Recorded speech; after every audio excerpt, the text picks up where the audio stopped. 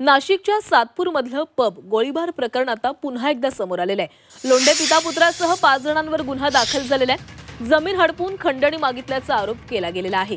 शाहू मस्केंच्या फिर्यादीमुळे हा गुन्हा दाखल झालेला आहे। नाशिकच्या सातपूर इथल्या पबमधील गोळीबार प्रकरणामध्ये तुरुंगात असलेले संशयित आरोपी प्रकाश लोंढे, दीपक लोंढे आणि फरार असलेला भूषण लोंढे या पिता पुत्रांसह अन्य 5 जणांवर फसवणुकीचा अजून एक गुन्हा सातपूर पोलीस ठाण्यामध्ये दाखल करण्यात आलाय।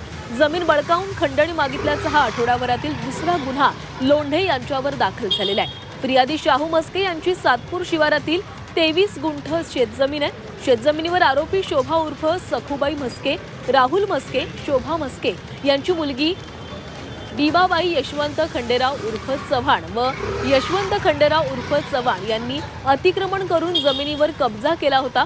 हा गट आरोपी प्रकाश लोंढे, भूषण लोंढे व दीपक लोंढे यांनी रचल्याचं शाहू मस्के यांनी फिर्यादीमध्ये म्हटलेलं आहे। शाहू मस्के यांनी ही जमीन विकण्याचा प्रयत्न केला असता प्रकाश लोंढे यांनी ते सांगतील त्याच भावामध्ये व त्यांनाच विकण्याचं शाहू मस्के यांना सांगितलं।